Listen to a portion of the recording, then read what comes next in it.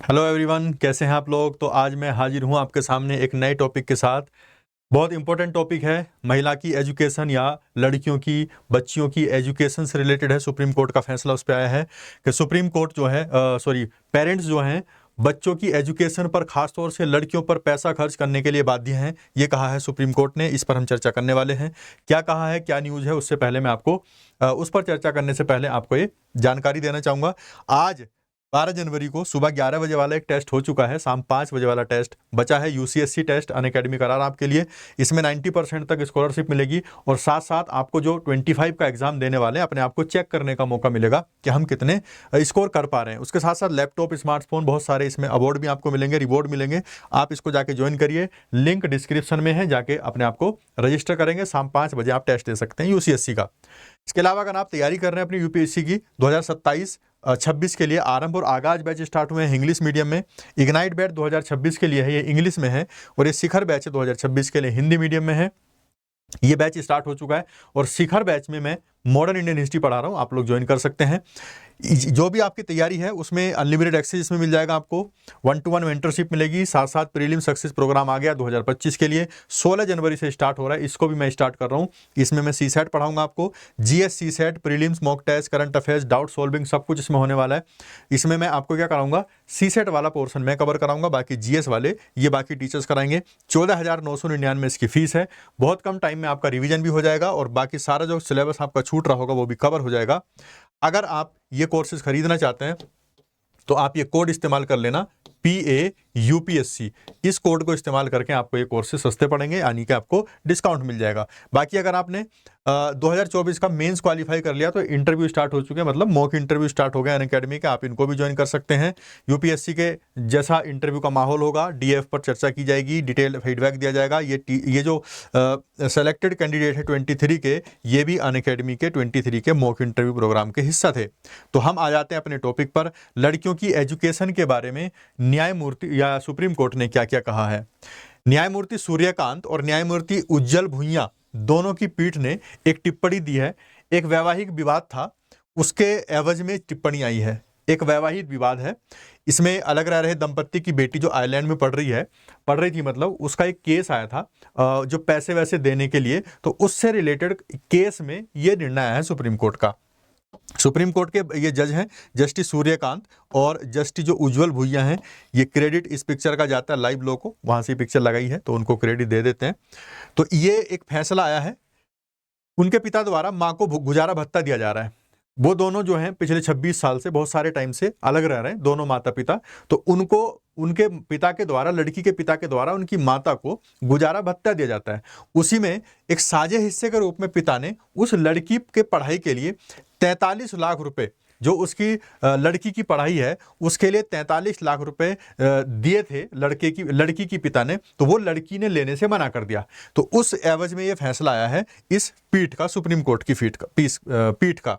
अब कौन से एवज में फैसला आया, क्या आया, वो उस पर ध्यान भी अगर नहीं भी देंगे तब भी चल जाएगा, लेकिन फैसला है क्या उस पर चर्चा करेंगे। क्या कहा सुप्रीम कोर्ट ने कि बेटी को कानूनी अधिकार है पैसा लेना अपनी एजुकेशन के लिए, अपनी शिक्षा के लिए। कोर्ट ने फैसला दिया और कहा कि बेटी को शिक्षा का खर्च प्राप्त करने का कानूनी अधिकार है। शिक्षा प्राप्त करने का मौलिक अधिकार है, बेटी को भी, बेटे को भी, बच्चों को शिक्षा प्राप्त करने का मौलिक अधिकार है। और बेटी को पैसा प्राप्त करने का, शिक्षा के लिए पैसा प्राप्त करने का कानूनी अधिकार है। आप लोग इसको ध्यान देंगे, सुप्रीम कोर्ट का यह फैसला है। माता पिता बाध्य है, मजबूर है पैसा देने के लिए। माता पिता को अपने क्षमता के अनुसार ये खर्च प्रदान करने के लिए बाध्य किया जा सकता है। जितनी क्षमता है माता पिता की, अगर वो 5 रुपए खर्च करने की क्षमता रखते हैं तो 5 रुपए, 50 लाख खर्च करने की क्षमता रखते हैं तो 50 लाख रुपए, जितनी उनकी क्षमता है, जितनी कैपेबिलिटी है, उतना पैसा उनसे लेने के लिए मजबूर किया जा सकता है।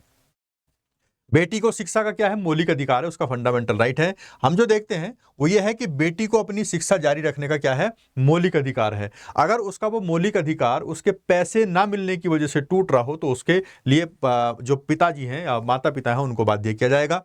अदालत ने कहा कि बेटी कानूनी तौर पर इस राशि की हकदार है क्योंकि शिक्षा प्राप्त करना उसका मौलिक अधिकार है और मौलिक अधिकार को मिलने में जो चीज रुकावट बनेगी उसको, उसके लिए मजबूर किया जा सकता है माता पिता को।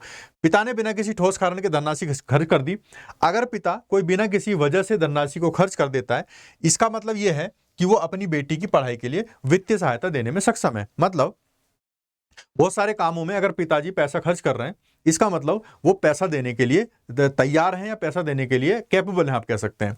तो और कामों में पैसा खर्च अगर कर रहे हैं, इसका मतलब वो शिक्षा में भी पैसा खर्च कर सकते हैं, तो उनको मजबूर किया जा सकता है पैसा लेने के लिए। बेटी को रकम अपने पास रखने का अधिकार है। बेटी को अगर पिताजी से पैसा मिलता है तो वो अपने पास रख सकती है। ये इस वाले केस में फैसला आया था।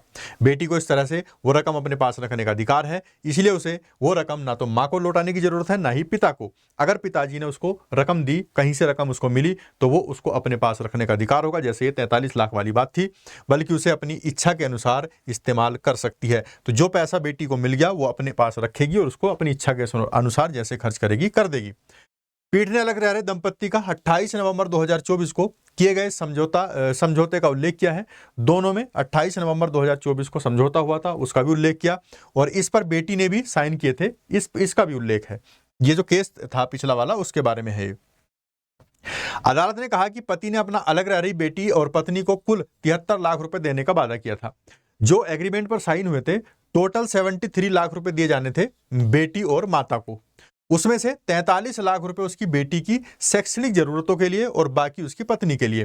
43 लाख किसको दिए जाएंगे? लड़की को उसकी एजुकेशन के लिए दिए जाएंगे। वही उसने लेने से मना कर दिया। तो सुप्रीम कोर्ट ने यही कहा था कि बेटी का हक है ये 43 लाख रुपए लेना, वो इनको कहीं भी खर्च करे, वो उसकी मर्जी है, लेकिन ये पैसे बेटी के ही होते हैं, ना तो वो इनको माँ को दे ना अपने पिता को दे। इसने पाया कि क्योंकि पत्नी को उसका 30 लाख रुपए का हिस्सा मिल चुका है और दोनों पक्ष पिछले 26 सालों से अलग रह रहे हैं, इसलिए पीठ के पास ऐसा कोई कारण नहीं है कि उनकी तलाक ना कराए। यानी कि इतने लंबे टाइम से दोनों अलग रह रहे हैं, तो अब हम उनकी तलाक की अर्जी यानी कि एक्सेप्ट करते हैं या उनको तलाक करवा देते हैं। अब कोर्ट का अनुच्छेद 142 है। ये क्या कह रहा है? पीठ ने कहा कि हम संविधान के आर्टिकल 142 के तहत अपनी शक्तियों का इस्तेमाल करते हैं। यानी कि ये आर्टिकल 142 शक्ति देता है सुप्रीम कोर्ट की पीठ को आपसी सहमति से तलाक का आदेश देकर दोनों की शादी को खत्म करते हैं। दो लोगों में अगर सुप्रीम कोर्ट को या कोर्ट की पीठ को ऐसा लगता है कि दो लोगों में अब शादी नहीं चलेगी, ऐसी सिचुएशन नहीं है, या ऐसी सिचुएशन पैदा होगी कि शादी को अलग कराया जाए, तो वो अलग करा सकते हैं। ये उनके पास अधिकार है आर्टिकल 142 के तहत। आर्टिकल 142 क्या कहता है? सुप्रीम कोर्ट को न्याय के हित में किसी भी मामले में ऐसा आदेश या निर्देश देने का अधिकार देता है जैसा कि वो उचित समझे। जैसा कि इस वाले केस में पति पत्नी 26 साल से अलग रह रहे हैं, तो अब कोर्ट को लग गया कि इनका न्याय यही है, इनको एक्चुअल में न्याय तभी मिलेगा जब इन दोनों को अलग कर दिया जाएगा। ऐसे लोगों को मिलाने का या उनकी शादी को जारी रखने का कोई वजह नहीं है, कोई कारण नहीं है। जो लोग 26 साल से अलग रह रहे हों, तो इनको अलग करना ही इनका सबसे अच्छा तरीका है, या इनका सबसे अच्छा सॉल्यूशन है, इनको दोनों को अलग कर दिया जाए। इसका मतलब है कि अगर किसी मामले में मौजूदा कानून या प्रक्रियाएं न्यायिक मार्ग में बाधक बन रहे हों, जैसे कोई मामला ऐसा आ जाए जिसमें कानून ही बाधा बन जाए, तो वहां पे सुप्रीम कोर्ट अपने मतलब कह सकते हैं कि अपने दिमाग का इस्तेमाल कर सकता है, जैसे पीछे किया गया। तो सर्वोच्च न्यायालय उनमें बदलाव कर सकता है, नई प्रक्रियाएं बना सकता है, वो अपने दिमाग के हिसाब से, अपनी सोच के हिसाब से चल सकता है। क्या महत्व है इसका जो ये फैसला आया है? एक तो यह है कि लैंगिक समानता बढ़ेगी। यह फैसला लैंगिक समानता को बढ़ावा देगा। यह दर्शाता है कि बेटियों को भी बेटों के समान शिक्षा प्राप्त करने का अधिकार है। अगर आपको 43 लाख मिले हैं तो आप अपनी शिक्षा पे खर्च करिए। आपके पैसे हैं वो आप ना तो माँ को देंगे ना पिताजी को देंगे, दोनों में से आप किसी को नहीं देंगे। वो आपका पैसा है, आप उसको खर्च कर सकते हैं चाहे जिस तरह से। दूसरा, बेटियों का सशक्तिकरण होगा। जब एजुकेशन के लिए माँ बाप से पैसा मिलेगा, उनका हक मिलेगा, तो बेटियां पढ़ेंगी, आगे बढ़ेंगी, वो सशक्त होंगी। ये फैसला बेटियों को सशक्त बनाएगा और इस सशक्तिकरण से अपने सपनों को पूरा करने का उनको अवसर मिलेगा, लड़कियों को खासतौर से। समाज में बदलाव आएगा। जो समाज बेटियों के प्रति दृष्टिकोण रखता है उसमें बदलाव भी आएगा। जैसे समाज का दृष्टिकोण क्या है कि लड़कियों को कम पढ़ाओ, उनके पढ़ाई के पैसे दहेज के लिए इकट्ठा करके रखो, आने वाले टाइम में तुम्हारे लिए दहेज भी तो देना है, पढ़ाई पे पैसा खर्च कर देंगे तो दहेज कहाँ से देंगे। तो बहुत सारा सामाजिक दृष्टिकोण है लोगों का जो लड़कियों के प्रति है, उसमें बदलाव आएगा। क्या निहितार्थ है इसके, क्या इंप्लीकेशन है इसके फैसले के? कानूनी अधिकार जो है, अब बेटियां जो है कानूनी तौर पर अपनी शिक्षा के लिए धन की मांग कर सकती हैं। अगर कोई पिता मान लो कोई पिता इस कैपेबल है, इस लायक है कि वो अपनी बेटी को पढ़ा सकता है और बेटी को वो जानबूझकर नहीं पढ़ा रहा है किसी वजह से, तो बेटी कानून से अपने लिए पैसे की मांग कर सकती है। कानूनी तौर पर कानून उसको अपने पिता से पैसा दिलवा सकता है। सामाजिक दबाव बनाएगा। एक तो ये कानून जो है, ये फैसला माता पिता पर अपनी बेटियों की शिक्षा के लिए धन देने का सामाजिक दबाव भी बढ़ाएगा। सामाजिक दबाव कैसे? आसपास के लोग अपनी बेटियों पे पैसा खर्च कर रहे हैं और पड़ोसी कोई नहीं कर रहा है, जबकि वो कर सकता है, उसके पास कैपेबल है वो, तो वो लोग उस पर सामाजिक दबाव बनाएंगे कि इस तरह से कि हमारी बेटियां पढ़ रही हैं, बेटी का कानून है, कानूनी हक है, तुम इसको पढ़ाओ, पैसा दो, इस तरह की बातें आ सकती हैं। तो उससे सामाजिक दबाव भी बन सकता है कि पैसा खर्च कर देगा वो। इससे शिक्षा में सुधार होगा।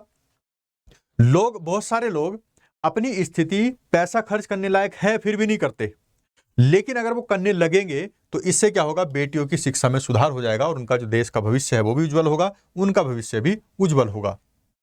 भारत में बेटियों के अधिकार है क्या क्या? भारत में बेटियों के अधिकार विभिन्न कानूनी प्रावधानों और कानून के तहत सुनिश्चित किए गए हैं। अलग अलग कानूनी प्रावधान हैं, सामाजिक, आर्थिक और कानूनी संरक्षण को सुनिश्चित भी करते हैं। जो महिलाओं के, बेटियों के सामाजिक अधिकार हैं, आर्थिक अधिकार हैं, कानूनी अधिकार हैं, उनको भी संरक्षण को सुनिश्चित इसमें किया गया है। तो ये सारे प्रावधान हैं महिलाओं के लिए, बेटियों के लिए।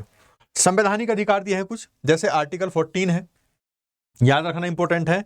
ये संविधान जो है, भारत का संविधान जो है बेटियों को समानता का अधिकार देता है। और समानता का अधिकार कहाँ दिया गया? आर्टिकल 14 में।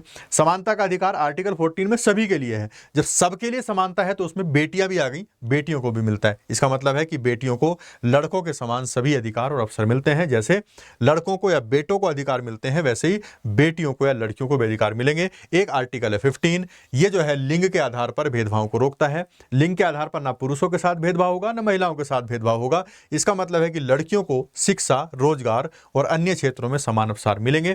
समान अवसर मिलेंगे शिक्षा के क्षेत्र में भी और रोजगार के क्षेत्र में भी। तो जब वो शिक्षा हासिल करेंगी, उनके शिक्षा हासिल करना उनका आर्टिकल 21 के तहत अधिकार है। उनका जिंदगी जीने के अधिकार में आप कह सकते हैं मौलिक अधिकार है शिक्षा का अधिकार। तो शिक्षा का अधिकार मौलिक अधिकार है, और मौलिक अधिकार के रास्ते में आड़े आ रहे हैं कौन? पैसा। जबकि पिता के पास पैसा है तो इस वजह से वो पैसे की वजह से नहीं रुक सकता है। ये जीवन और व्यक्तिगत स्वतंत्रता का अधिकार है अनुच्छेद 21 में। जीवन और जो अधिकार है जीवन की स्वतंत्रता का या सुरक्षा का अधिकार प्रदान करता है। इसमें बेटियों को शारीरिक, मानसिक और भावनात्मक सुरक्षा का ख्याल रखा जाता है। बेटी को शारीरिक रूप से भी यानी कि अच्छा खाना उपलब्ध कराना, मानसिक रूप से भी यानी कि उसकी प्रताड़ना ना करना, भावनात्मक रूप से भी उसकी सुरक्षा का ख्याल रखता है आर्टिकल 21। 14, 15, 21 तीनों आर्टिकल याद रखेंगे, इंपॉर्टेंट है। शादी और परिवार के अधिकार भी हैं लड़कियों को, जैसे बाल विवाह विरोधी कानून है। लड़की को बालकपन में या छोटेपन में शादी ना करने का अधिकार है। 18 साल से कम उम्र में शादी ना करने का भी अधिकार है। ये कहां से मिलता है? भारत में बाल विवाह यानी कि जो बालिकाओं की शादी हो जाती है 18 साल से पहले, उसके खिलाफ कड़े कानून है, जैसे prohibition of child marriage act 2006। तो ये prohibition of child marriage act 2006 बच्चियों को, लड़कियों को बालकपन में शादी कराने से रोकता है। ये बालिकाओं की शादी को रोकता है और उन्हें एक स्वस्थ और सुरक्षित जीवन जीने का अधिकार प्रदान करता है। हिंदू उत्तराधिकार अधिनियम 1956 क्या कहता है? इसके तहत बेटियों को संपत्ति में समान अधिकार दिया गया है। जितनी संपत्ति बेटों को मिलेगी उतनी ही बेटियों को भी मिलेगी। अब बेटियों को भी अपने पिता की संपत्ति में समान रूप से अधिकार मिलता है, यानी कि अगर उनकी शादी हो जाए ना भी हो तब भी बराबर अधिकार मिलेगा। सपोज करो पिताजी की संपत्ति है कोई, मान लेते 5 बीघा, 10 बीघा है। 10 बीघा में एक भाई है, एक बहन है, 5 बीघा इसकी और 5 बीघा इसकी। अगर लड़की की शादी भी हो गई तब भी उसको वो अधिकार मिलेगा, चाहे वो शादीशुदा हो या गैर शादीशुदा हो। शिक्षा का अधिकार भी है, राइट टू एजुकेशन या आरटीई एक्ट 2009 आया था, हमको सबको पता है आरटीई आया था। इसमें 6 से 14 साल तक के बच्चों को, सभी बच्चों को एजुकेशन का, शिक्षा प्राप्त करने का अधिकार है। तो सभी बच्चों में कौन? गर्ल्स भी तो आती हैं, सभी बच्चों में गर्ल्स भी आएंगी। तो लड़कियों को भी ये मुफ्त और जो कंपलसरी एजुकेशन का अधिकार है। इसका उद्देश्य हर लड़की को शिक्षा के समान अवसर प्रदान करना है। आरटीई एक्ट 2009 याद रखना, यहां से सवाल पूछे जाते हैं बहुत सारे तरीके से। तो अभी जो सुप्रीम कोर्ट का ये बयान आया है, ये फैसला आया है, इसके बारे में आपकी क्या राय है? क्या लड़कियों को वाकई शिक्षा मिलनी चाहिए? और शिक्षा मिलनी चाहिए तो क्या वाकई जो माँ बाप है उनको पैसा खर्च करना चाहिए? और अगर करना चाहिए तो क्या ये ठीक है कि माँ बाप को मजबूर करना चाहिए बच्चों की शिक्षा में पैसा खर्च करने के लिए? आप अपनी राय जरूर देना। इस सेशन में अभी इतने रखते हैं, फिर मिलेंगे नए सेशन में, तब तक के लिए बाय, थैंक्स फॉर वॉचिंग।